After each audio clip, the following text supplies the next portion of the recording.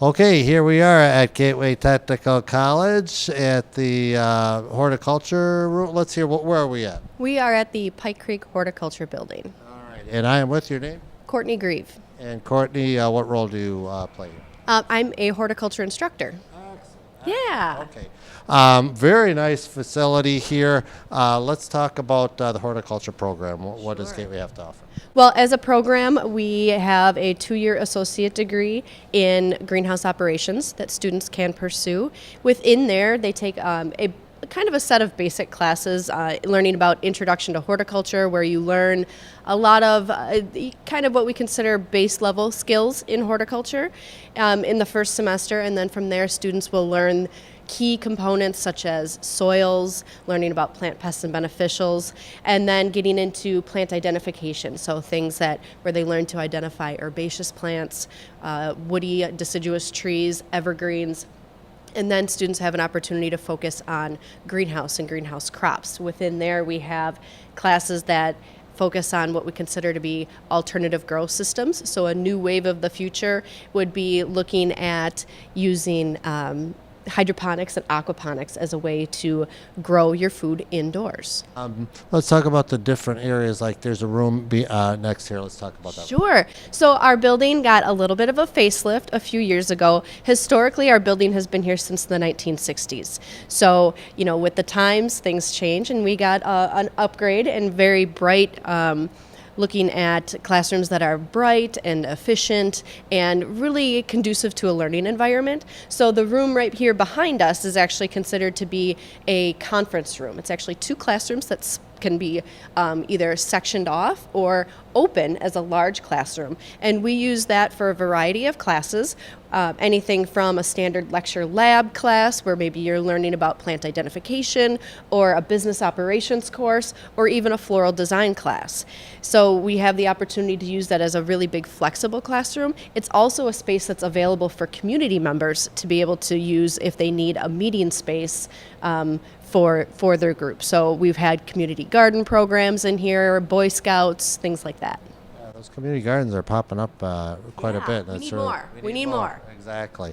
And then there's an urban farm lab in that room. Let's talk about that. Sure. As another component of our program, besides the associate degree offering, students can look into an advanced technical certificate in urban farming, and we actually have our own operational urban farm that's a 1-acre space. And so to support that course offering and kind of those classes, we have an urban farm lab, and we use that as for a variety of things. We have different plant sales, which we'll talk about in a little bit, and then we have what's considered community-supported agriculture, or CSA. And with a CSA, somebody can purchase a share, so buying the share up front, and they can then get a weekly produce basket for a span of 16 weeks. Maybe for those who don't know, what is an urban farm? So an urban farm is a plot of land that would be operated, considered within city limits. And it's usually something that's alternative grow, where it's in small spaces. It's not your traditional standardized row farming by any means. It's looking at different ways of space saving, integrating crops to help kind of feed off of each other, and incorporating flowers along with your vegetables as well to maximize crop production. So yeah, we have great classes this summer that if somebody was interested in a vegetable science, learning more about that and the idea of urban farming or small scale production, that class actually will be offered this summer in the evenings. And then the third component is the greenhouse area, or anything else? Yeah, we have wonderful greenhouses here on campus. We actually have 3 large-scale greenhouses, and they're considered to be different growing environments. And so we have a foliage house where it's hot and humid, but it has a shade cloth, so that's what a lot of our tropical plants prefer. And then we have another area that one of our favorite people around here likes to identify as the desert, and so we grow a lot of succulents there. And then we also have space where we do a lot of general growing from seed and bedding plant production. So we keep those temperatures a little bit lower, but full sun, so we can maximize the production of those plants, but really control the timing of when they're ready to go to market.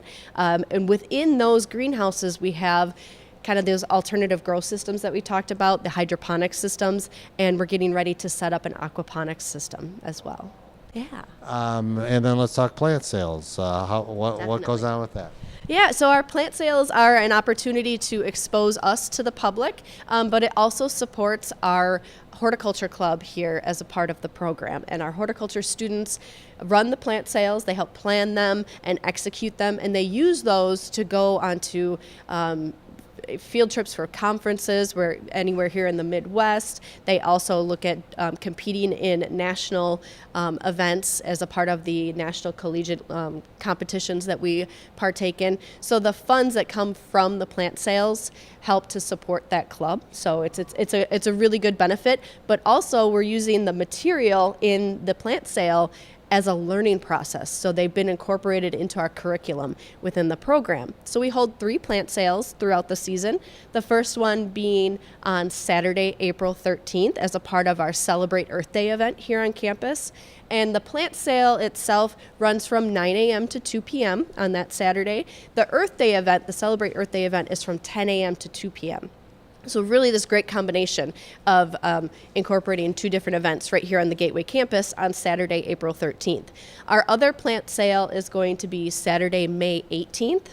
And that will be right when everybody's really itching for those, those summer annuals, the color and things like that. And that will be, again, Saturday, April 18th, May 18th from 9 to 2 p.m.